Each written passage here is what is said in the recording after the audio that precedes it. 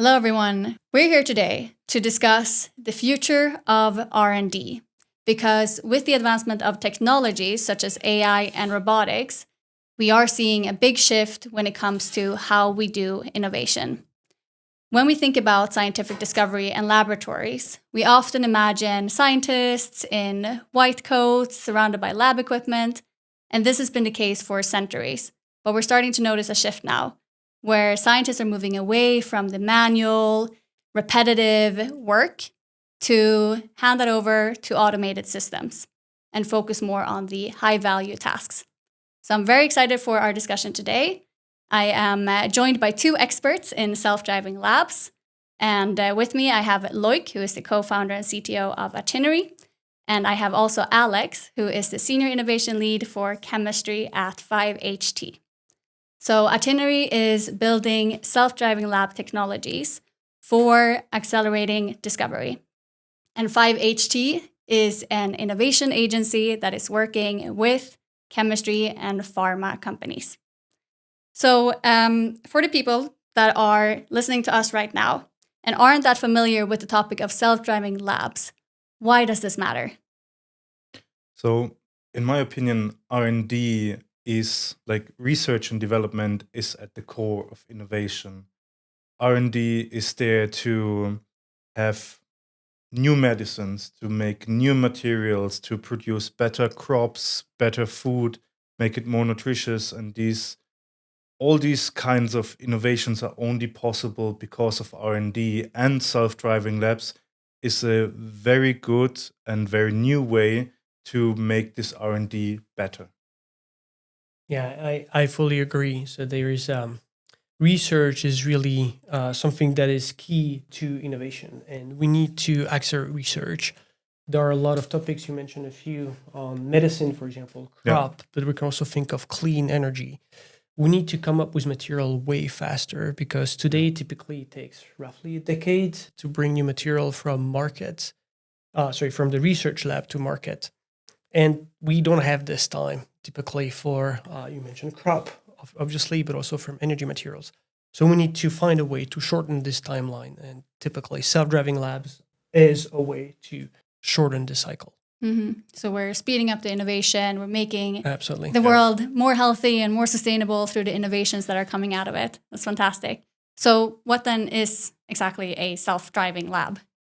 Well, a self-driving lab is a fully integrated platform that brings together different technologies. So the first one is AI, so artificial intelligence or machine learning.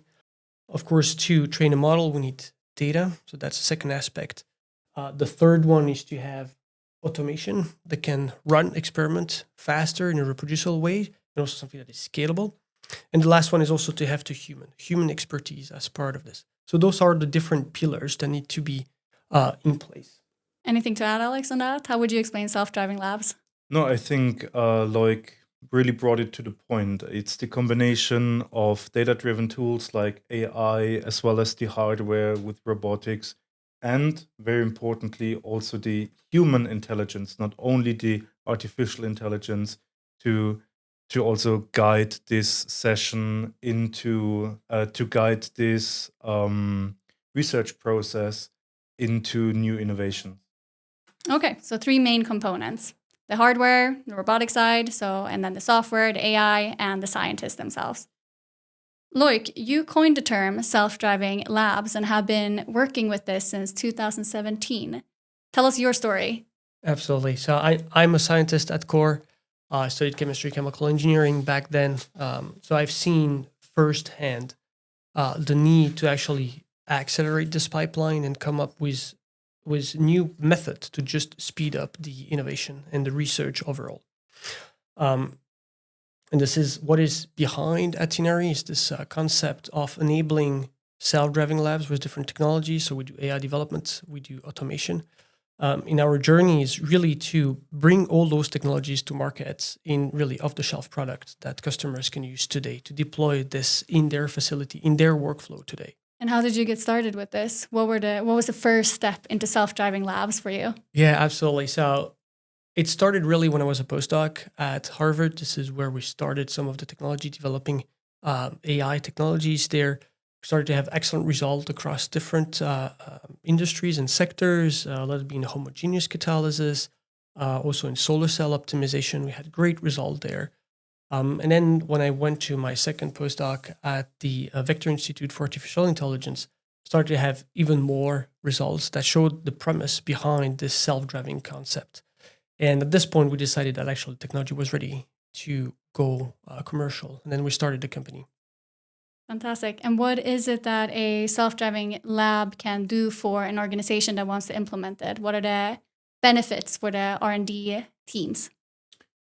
Maybe I can take this one. So at core, it's about making science better, improving it, making it, for example, faster, cheaper, more reliable, more reproducible, and all these other various key aspects that are adherent to R&D that self-driving labs can facilitate or even help to solve the problems behind them. Do you have perhaps any specific examples of how it's been implemented for R&D teams and the results or the benefits? Yeah, absolutely. So in addition to the speed, there is also the cost reduction. That is also something that is important mostly for the industry that are under constant cost pressure to deliver faster results at a cheaper cost as well. And in terms of example, I mean, those self-driving labs are, I believe initially they started more towards molecular design and towards new material discovery, but actually it's not bound to this. There are now different applications. They can be across, we can think of optimization from lubricant, fragrance industry, food, beverage industry, can go into the biotech, pharma industry. So it's really, it can be broadly used. And I think today there are enough evidence that this technologies can be actually adopted across industries and sectors. Okay, so let's stop on that for a little bit. So when it comes to those benefits, you said speed, you said cost as well. I'm just wondering in terms of the cost element itself, what is it? I mean, implementing this automation, it costs a lot, of course, to make that switch for organizations. How is it actually saving costs in what areas? Yeah, so there are different ways to think about it. So obviously, as you said, to bring in automation into an industry, into a lab is something that is costly. But I believe the return on investment is so high by shrinking those timeline that in the end it's something that doesn't really matter. And in terms of cost, we have evidence where we've been able to reduce costs by something between 20% up all the way to 90% on existing processes. And there are actually publications that are on the way where we will be able to show this type of reduction and drastic reduction of cost. And this is the cost related to the materials. So absolutely, how you switch out the materials in a specific formulation, or then absolutely. when it relates to the production side. Absolutely. Plus, in addition, today, I believe the chemical industry and material industry is also under stress with new regulation in terms of solvent that can be used. So different toxic materials that needs to be replaced in their formulation. And therefore, they have pipeline of product where they are delivering new materials based on those chemicals that need replacement. So there is the urgency to find replacement very quickly such that they can still deliver on those materials. So that's yet another component, right? Because you don't shut down a line or production because you very, very quickly you can find a replacement and bring this to the lab. Right. And when it comes to the speed and acceleration of experiments, what are we talking about here? I know we have some customers examples where we typical experimentation timeline is multiple years or decades. How can you shorten that with self-driving labs? Yeah, very, very good question. So maybe I'll just start with this. Yeah, one, of course. We have a great publication on this. We have great publication on this where we actually we worked with a lab in academic environment. So that's actually with ETH in Zurich, where we helped them rediscover some sort of catalysts that can convert CO2 to methanol. So methanol is a fuel that can be used. So it's a way to productize CO2 or enhance CO2. And typically in the literature, it took roughly a century of research to get from the beginning of heterogeneous catalysis for CO2 conversion all the way to today, the best catalysts that are sold in industry. And by combining automation together with artificial intelligence to this self-driving lab concept, we're able to reproduce this result in 6 weeks. So those are the type of time reduction that we're talking about and that we can hope or envision with the adoption of self-driving labs. That's an example from decades to Yeah. weeks. That's Absolutely. very impressive. And maybe to add on it, I mean, Loïc has made some great points also to your question before. In order to really have this advantage in speed and to have this acceleration, it's also very important to bring the scientists behind this R&D on the table early. This is very important because it doesn't make sense to just automate and digitalize and do these self-driving labs just for automation's sake or digitalization's sake. You have to have a specific case that brings value to you, just as you mentioned, like decades of research compressed into like a few weeks or a few months. This is like actual return on invest. And just bringing in the technology without any actual use cases will not really bring you anything in the end. So I think that's one big possibility where self-driving labs can really enhance the speed and the acceleration of finding new materials, finding new catalysts, but only if it's done right. Right, yeah. So why now? Why is self-driving labs becoming a big focus today? I mean, haven't we had AI and robotics around for some time and tried automating for some time within organizations as well? Yeah, of course. I mean, technologies like machine learning and robots in general, robotic arms have been around for decades, as you said. But right now is basically the perfect time where the advancement in all of these areas converge to one single point. There's never been more computing power than there is right now. There are so many advancements with AI and machine learning, and also it becomes accessible to more and more scientists because, like, for example, a decade ago when I went to university and did my master's degree, like calculating reaction outcomes was difficult. This was not something that was learned during your curriculum. That's something that you had to specialize in. And nowadays there's so many tools and great examples on how you could do this that basically now is the time that the people are as enabled as they could be. And I think that's an interesting point as well in terms of the people, because nowadays everyone is talking about AI, and I think the understanding of what AI is becoming more widely known as well. But I also know that the most difficult challenge that many of the leaders of the organizations around the world have is change management. So can you talk a little bit about that? Perhaps, Loïc, you have some insights? Yes, absolutely. If I may, before going to change management that I'll cover, I just want to react Of course, go ahead. So in addition to those, I think there are those three pillars. So if we go back to the three pillars, that is the AI components, the automation, and the data aspect. I think, as you mentioned, those technology have matured. In particular, automation, I believe, was or used to be some sort of a black box where they used to run proprietary software that were not that open. And now this is opening up. So therefore, now there is this possibility to have third-party integration where we can integrate this to different other technologies.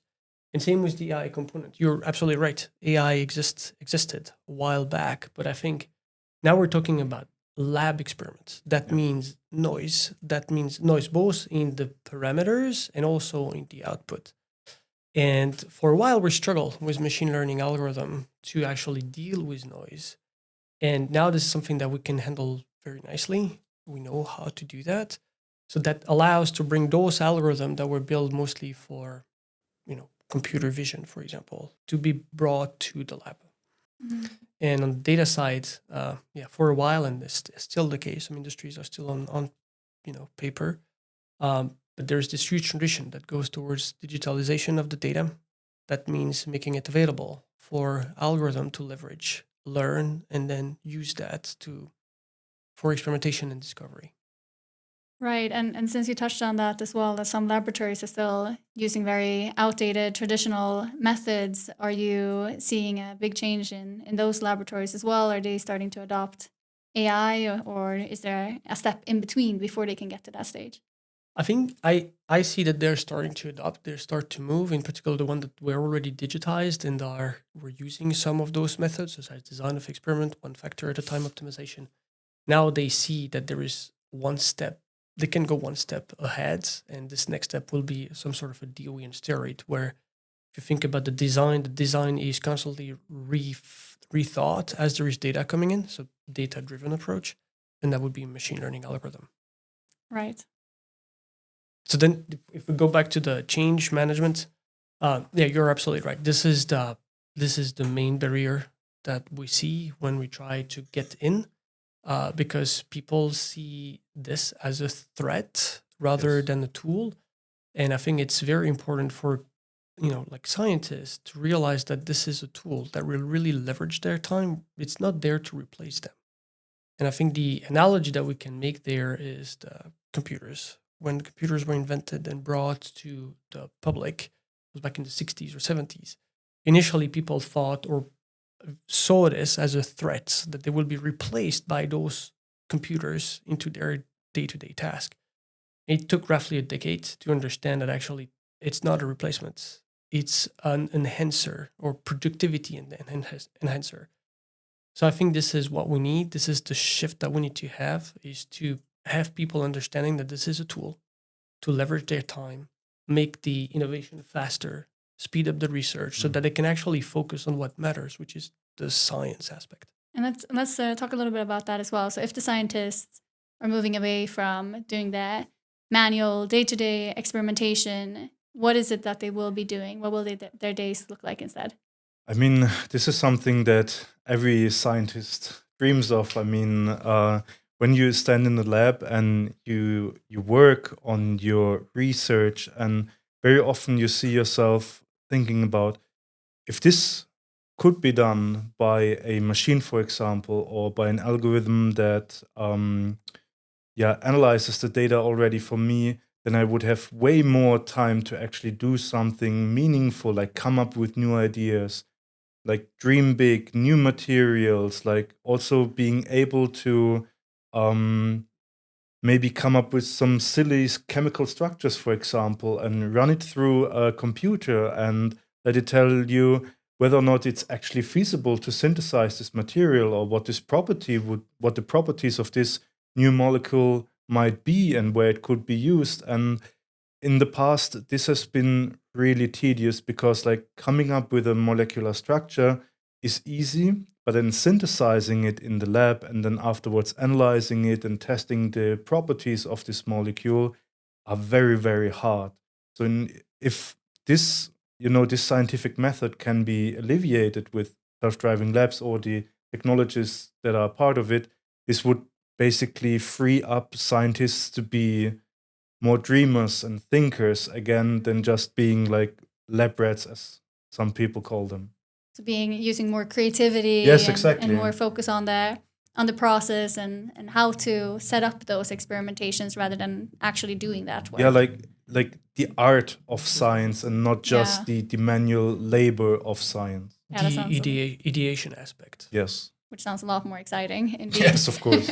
So then when we're talking about the technologies of self-driving labs that the scientists will be interacting with, what are those technologies? What is it that we're speaking about here? We've touched on AI, we touched on robotics, but could you talk a little bit more about these systems?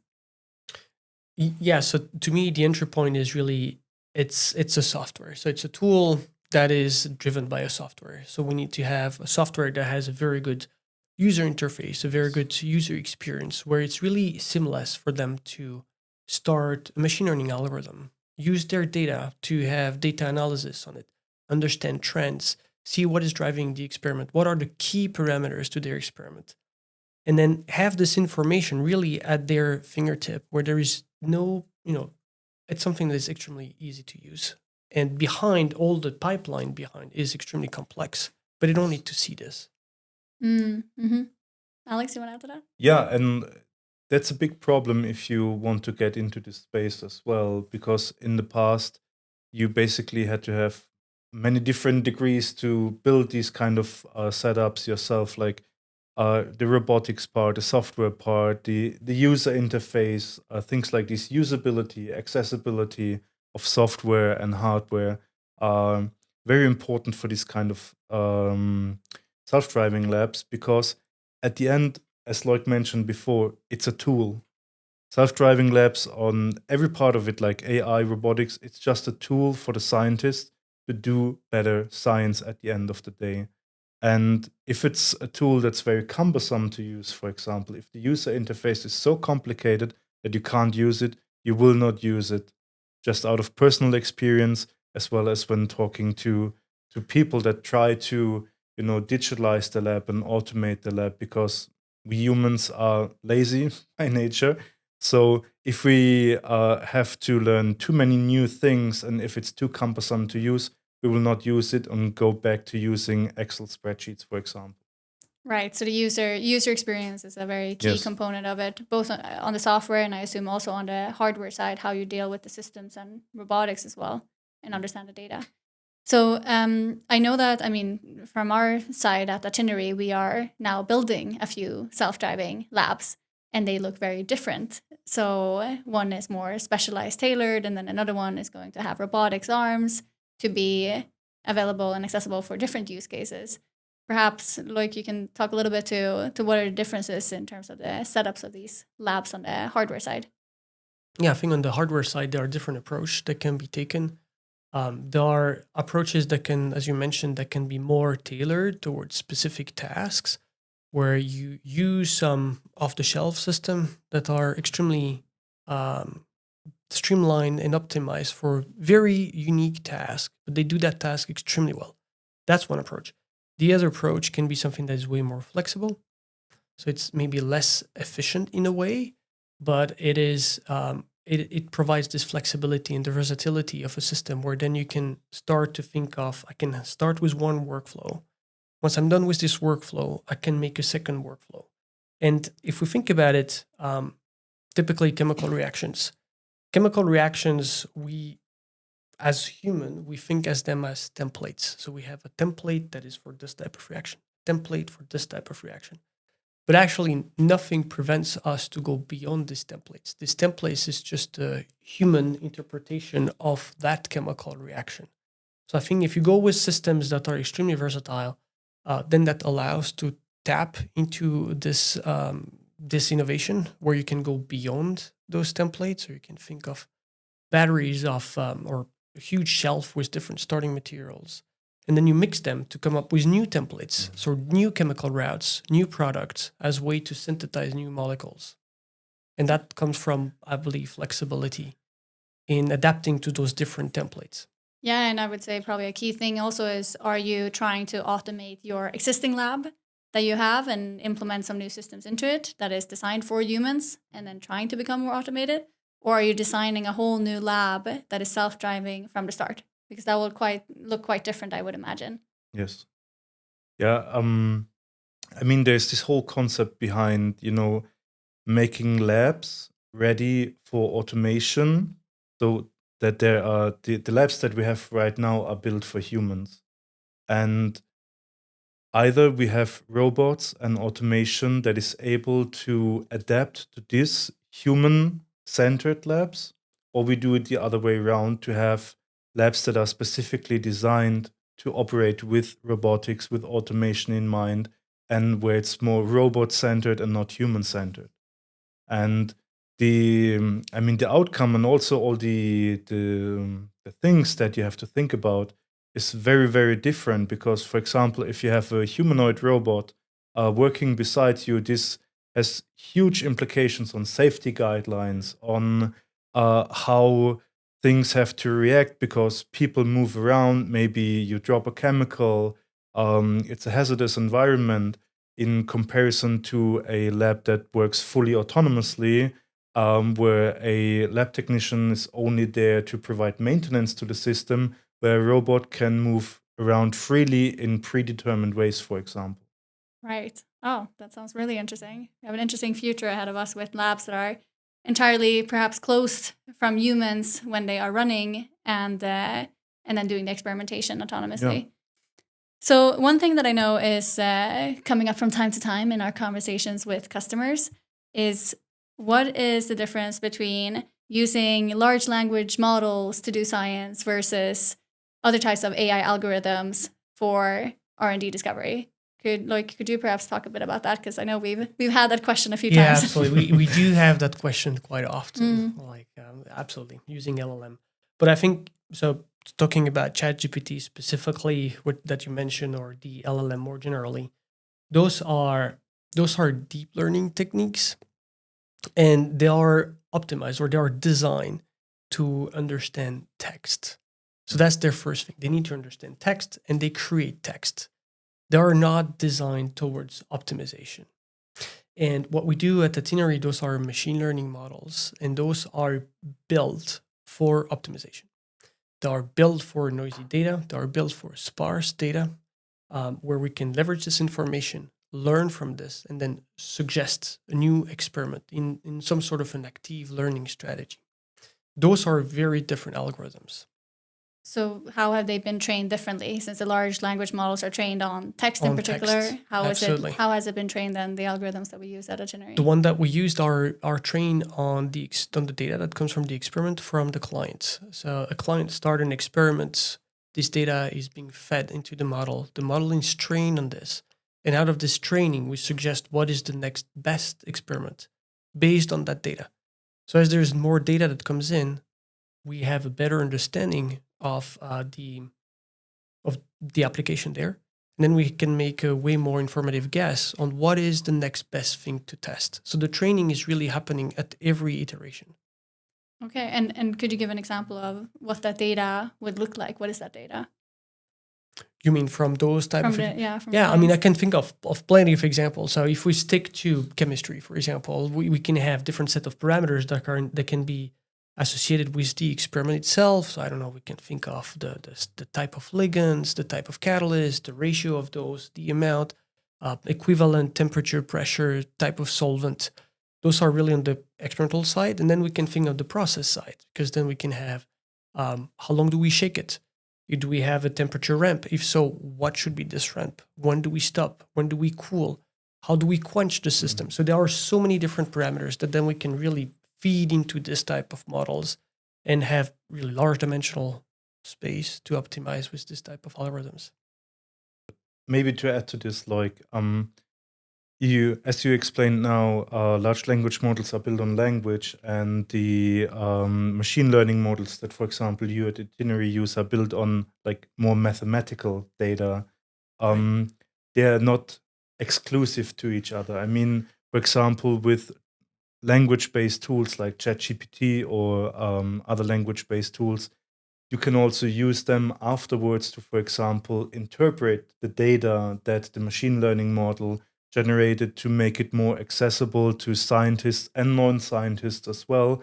But I think it's very important for the people out there to understand that, yes, both include artificial intelligence, but there is a significant difference between using a chatbot or a language-based model like ChatGPT in comparison to this more data and science-driven approach of machine learning models that you develop. Yeah, you're absolutely right. And actually, I'm glad that you bring this up, Alex, because as we speak, we are rolling out our new product where we actually where we merge these two worlds. So where we have the machine learning algorithm that is built on the data from the lab, and we have the LLM that is coming in, where we can bridge this information from the Bayesian optimizer, or this active learning strategy, if we want, with the knowledge of the chemist and the expert scientist, where this expert scientist can actually communicate their knowledge into this active learning loop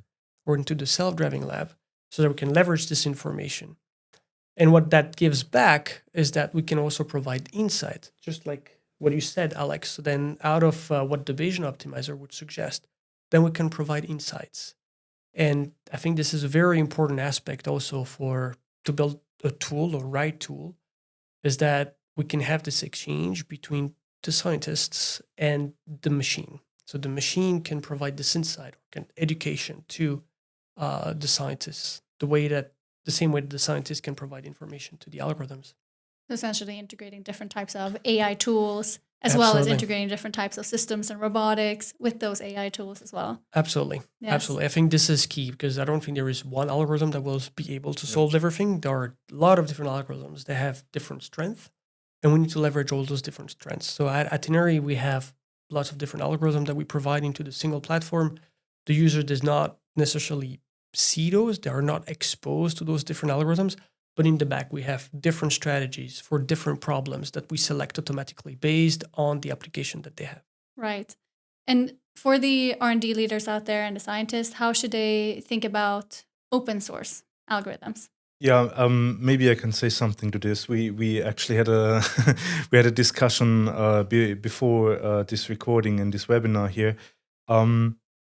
Open source is great because innovation in itself and science should be open to everyone. It has to be accessible, and there are so many open source tools out there that help like democratize these kind of automation, AI-based self-driving labs. But as we discussed before, there are also some pros and cons to this open source aspect. I mean, now I mentioned only the pros, like making it accessible, making it open. And I mean, we also have a reproducibility crisis in science. This is also very important that these kind of tools exist and that data is published with open access. So it can be peer reviewed, so it can be accessed by everyone. But there are also some negative aspects of open source, which you mentioned before. Yeah, absolutely. So I totally agree with all those all this positive aspect of open sourcing algorithms. It's great. It mostly comes from the community. Communities most of the time, academic community, where the goal is to come up with a new solution to problem like really quick. So then they publish those algorithm open source. With this, I think it's great to go with prototype. So you can use this type of algorithm to do quick prototype. But then when it comes to, it's a very different story to do a prototype and install like an algorithm onto your computer, test it out, it works great. Then it's a complete different story to install this and roll it out for an entire department, for an entire unit, for a whole organization. Because then it brings an aspect that is very often under or not foreseen at the beginning. It's the maintenance aspect. Maintaining this type of algorithms, in particular when you have huge number of users connecting to it, it's a huge challenge. So there is the maintenance aspect. The second aspect is those algorithms need to have data. You need to feed data to them, right? So you need to deploy this algorithm onto some sort of an infrastructure that can access the data. Yep. But how do you deploy this in a safe way? Because the data that is being shared there is IP of those companies.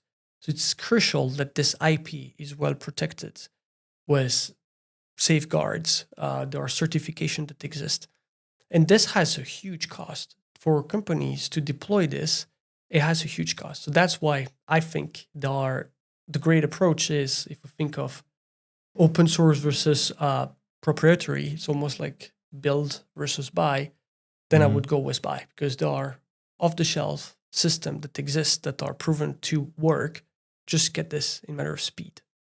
Right. So if someone today listening wants to get into self-driving labs, perhaps build their own self-driving lab, what should they think about and how should they go about this? To me, they should just go with specialized companies that have already been working in the field, that they have develop algorithm that runs on different applications, and they should use those products because those products are ready to start next day.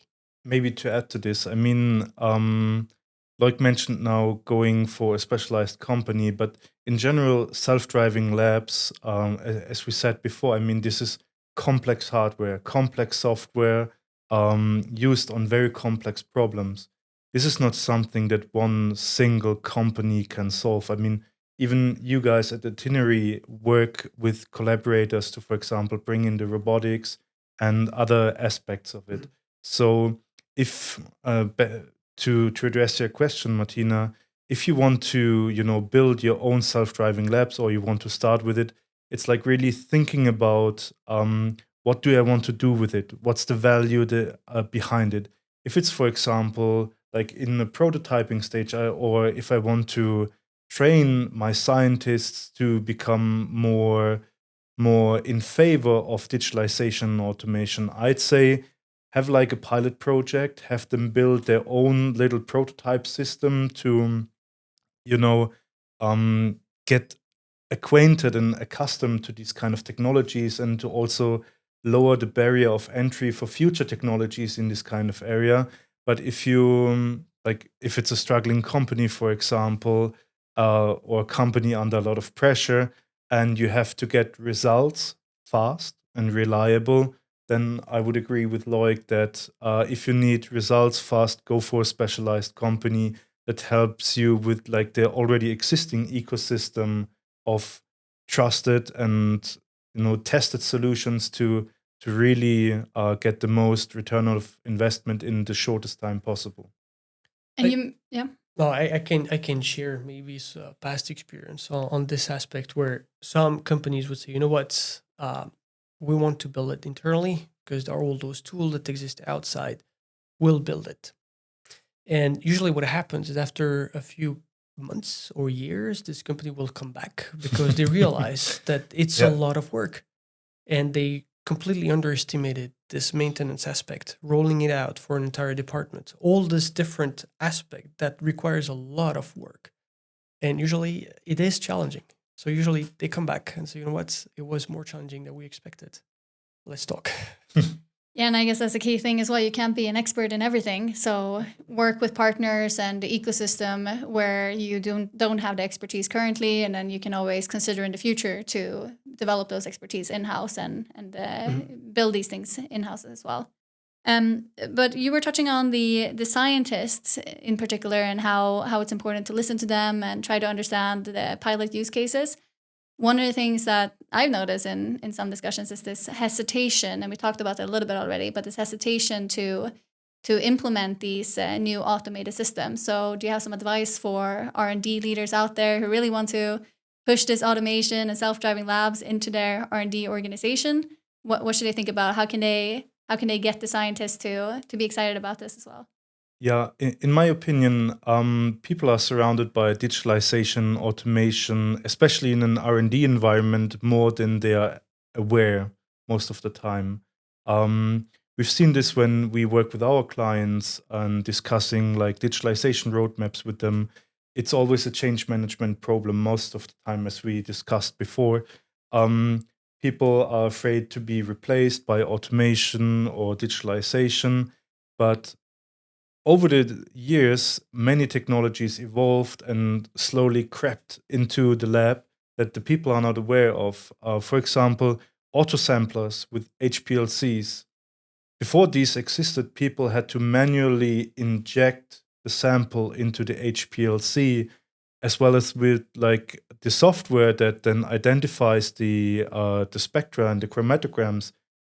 Before, this had to be printed out and then like measured with a ruler and all these kind of things. And now most of these things are done in an automatic fashion. And people are surrounded by this, like by this digitalization and automation, and they are not aware of it. And I think one of the first steps is like actually seeing how we are surrounded by this. Many companies implement or try to implement chatbot systems for their employees. They have other digital tools like financing tools, for example, or other like time management tools, booking tools, scheduling tools, all these kind of things. So companies become more and more digital over the time. And I think one of the key first steps is actually acknowledging how digital and automated you already are, and then maybe see that digitalization, automation is nothing to be afraid of, because it can actually help you achieve your goal faster, whatever the goal might be. So it's to some degree, it's a conversation about it with the Yes. scientists, with the whole R&D organization. It starts with a conversation, basically, yes. Mm-hmm. Yes, and in terms of the setup of the self-driving labs themselves, like I know you have some experience with that, working with different organizations. Could you talk a bit about the steps that you took in implementing these, and also the self-driving labs that we are now introducing at Atinary? Yeah, absolutely. So I think to move from like the traditional way to do research to a self-driving lab approach, I think there are multiple steps that can be taken, because those AI technologies do not need to work only or exclusively with robotic system on the other end. So one first step would be to start this digitalization transformation, where you can start using those tools as a scientist. So use AI technologies to help you optimize your applications in different chemical reactions, biotech, fermentation, any application that you have in mind. But you still have a chemist on the bench, for example, that can run this experiment. And I think then in the next step, then you can start thinking of bringing in automation. And then it can be a hybrid way where you have some part of the application that is being automated. The rest is still with a human on the bench, and progressively embrace automation to go towards full self-driving approach. It does not need to be, like a step function where you're not self-driving at all, and then you have next day you are self-driving completely. There is plenty of steps in between. Now with client, I mean, this is the approach we're taking. Most of our clients starts with actually running experiment on the bench with a scientist. And then progressively we move towards integrating automation equipment into the platform, such that we move from human-driven to data-driven to then self-driving lab. And in our lab, so we start straight from the self-driving lab approach. So now we're in the process of building the lab. The lab will be ready to start next year, so stay tuned. And this lab will be fully connected directly to the platform, such that we can run from day one experiment in full autonomy. And I'm curious to hear more about that lab in Boston that we're building with Atinary. What was the decision making around it? How did we go about this specific approach with the robotics arms and the data we'll be able to acquire? How did we come up with that? Yeah, so this lab will be really focusing on small molecule synthesis, targeting homogeneous catalysis. And the story behind is really, we want to show the world that the self-driving lab approach works and it's extremely efficient. So once we own the full pipeline, then we'll be able to also demonstrate with specific use case to speed up the benefits that we discussed before. So what are those benefits with hard metrics? And in addition, then, of course, we'll produce data, so tons of data that we'll be able to use internally to do further development on the AI side. Yes, very exciting. Future of R&D is coming Absolutely. soon. So in terms of academia and industry, I'm curious to hear, since both of you have a background both in academia and in industry, what are the key differences between these two areas when it comes to self-driving labs? I mean, in the industrial side of things, most of these applications or like the building of self-driving labs is mostly product driven. It's like we have a specific process or a specific product that we want to optimize. For example, like in pharma with the small molecules that you just mentioned, high throughput screening, data analysis, and getting the new molecules, new products faster, cheaper, more reliable, as we mentioned several times before. In academia, there's also, more basic research done. It's not really cost-driven or value-driven, but more like for the advancement of science itself, which is also a very nice aspect. But a trend that I saw over the last few months and years is that self-driving labs as a term has become quite a buzzword and is used in different scenarios and things like these, and that it's basically the term that you have to use, quote unquote, to get the funding, because academic research is based on novelty, being the first to publish a paper, like fighting with others about fundings and grants and things like this. So there's I think there's a bit of a good and bad side about the implementation of self-driving labs in academia and industry, but maybe you can add to this as well, Loïc. Yeah, I think as you just said, the focus is very different. I think academia, their focus is really on developing new solutions, as you said, being the first of finding a new approach, and then once this is done, then move to the next new thing to test. Yes. While industry is more towards something that is reliable, that is long lasting, where we can cut costs, increase productivity overall. So I think the focus is very different. But both are towards the same goal, right? It's speeding up innovation, but just from two different approaches. Right, and is there overlap? Is there value in academia and industry working closely on this, or because the approaches are quite different, there's no need? Yeah, of course. I mean, there are projects out there that are initiated by companies or like consortia of companies that help academic labs build self-driving lab infrastructures. Because for a company to build the self-driving lab infrastructure themselves, as we discussed before, it's very expensive, very risky, it's very difficult to maintain. And with these kind of collaborations, they can have access to these kind of technologies and also have academia develop these systems further, like tailor it to their specific needs in order to maybe do a few test projects, pilots, maybe find the correct setup that the company might need. And then afterwards, they can implement the solution that was found in academia. So it's basically like with this collaboration aspect, industry can use this as a de-risking process to make the implementation of self-driving labs and automation and lab digitalization in general more easy for them, and as I said, with lower risks. And of course, this helps academia as well. As we said before, academia is based on funding, on grants, on collaborations. And if industry is interested in doing this and also funding this, then it's a win-win situation for both parties in the end. Yeah, that makes a lot of sense. And industry is also very interested in the return on investment.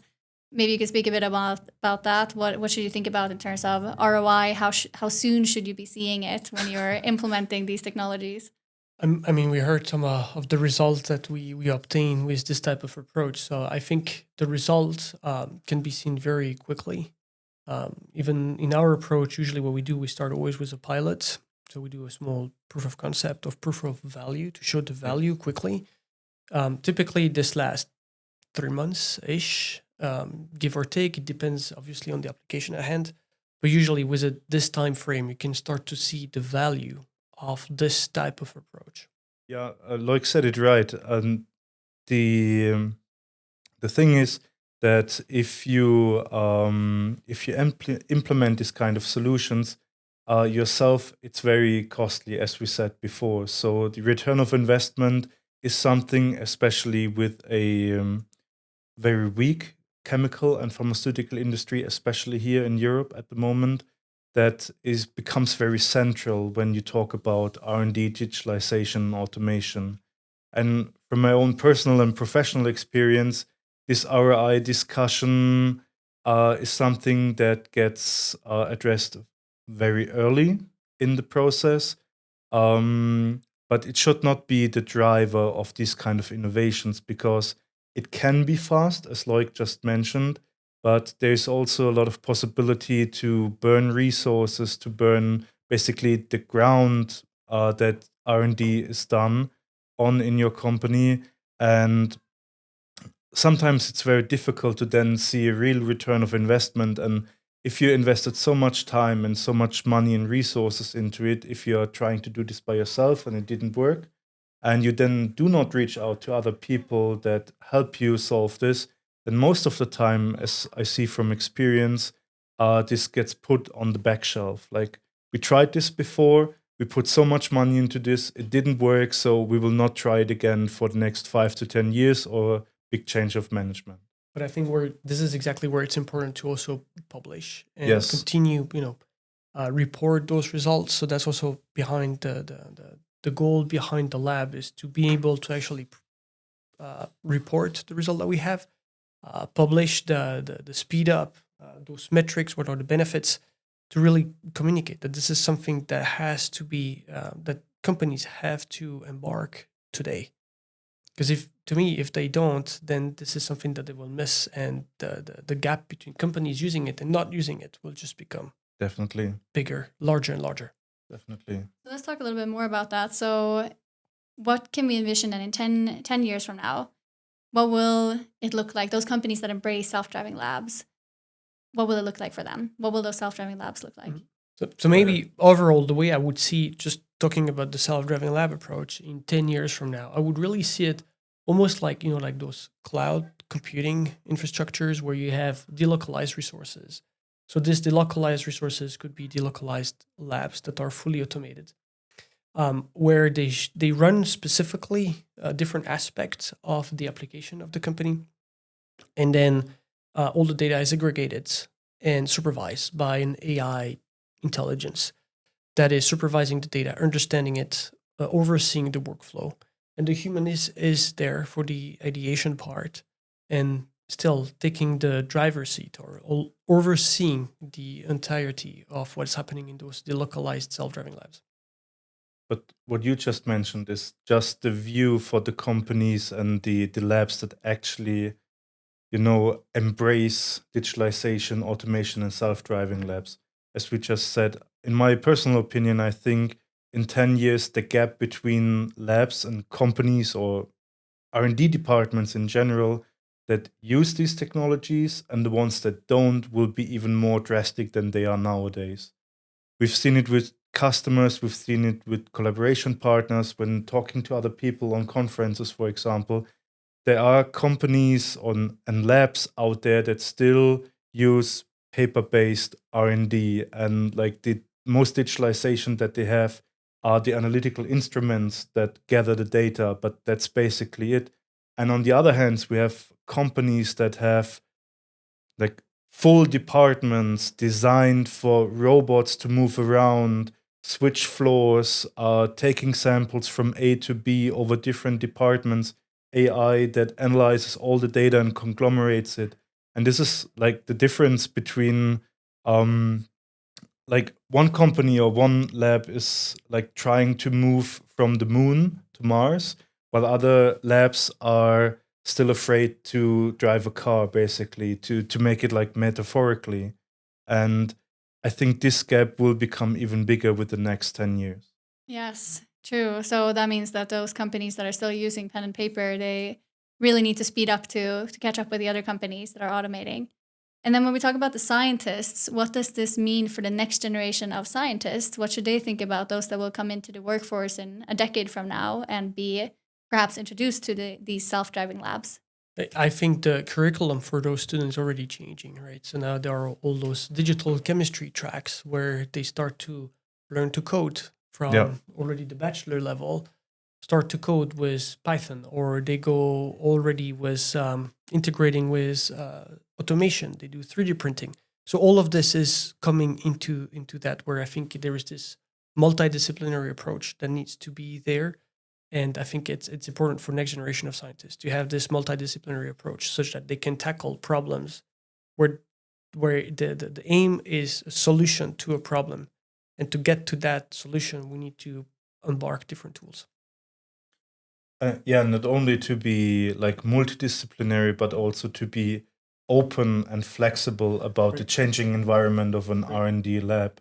Because 10 years ago, for example, when I did my master's degree, as I said before, learning Python and coding was not part of any curriculum for a chemist. Now this is changing. This is where we are getting to, but still, as we just said, in 10 years, it could be completely different. Like AI, robotics could have advanced so much that they're basically robots working beside us. And in order to be still valuable for the lab that you work in, I think the most important part is being multidisciplinary, yes, but also being flexible and open to the change and learning new skills and like constantly learning, basically. Yes, so adaptability. And I think that goes across, the whole workforce nowadays with all the changes we see across all industries in terms of automation. The next generation needs to be even more adaptable and willing to change what they're focusing on and their skills. Okay, so just a final question that I am curious to hear from both of you. What do you think the future of this conversation is going to look like in a few years' time? What will we be speaking about? First of all, I'd be interested to have this conversation in a few years again with you, Loïc. But Same here, Alex.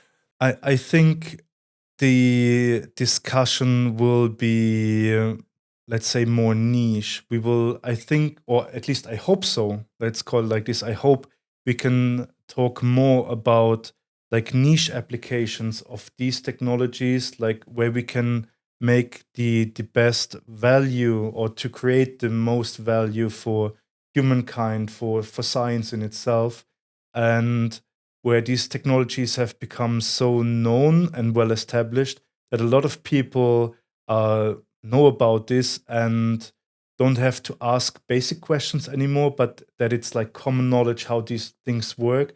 And then we can talk about how to further progress it into creating the most value out of it. Yeah, so in 10 years, I would love to see all the different applications that this type of technology has open, all the new molecules, material that we have discovered.